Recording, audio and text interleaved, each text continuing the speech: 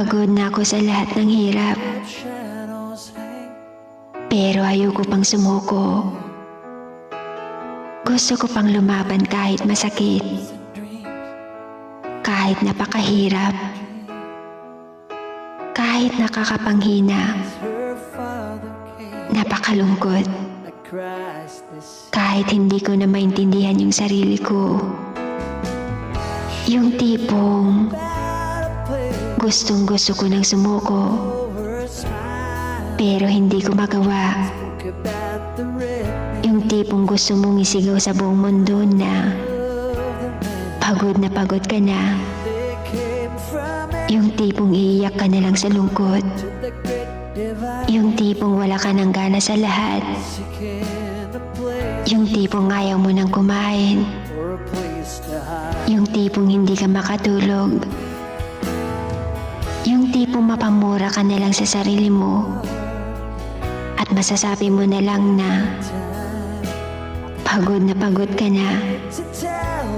Suko na. Tama na please. Hindi ka ba nagsasawa? Hindi ka ba susuko? Bakit? Bakit ganito?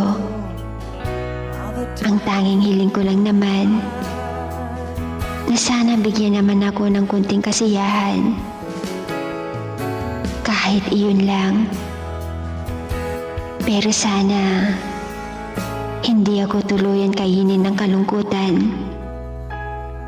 Kasi hindi ko alam kung mamaalam na ba o lalaban pa sa mundo ng saya at lungkot. Palaging nasa kalungkutan ako nabibilang. Hindi ko alam kung bakit. Pero ito lang ang huling mensahe ko. Salamat. Sana malaman niyo na walang permanente dito sa mundo. Give 'em things to do.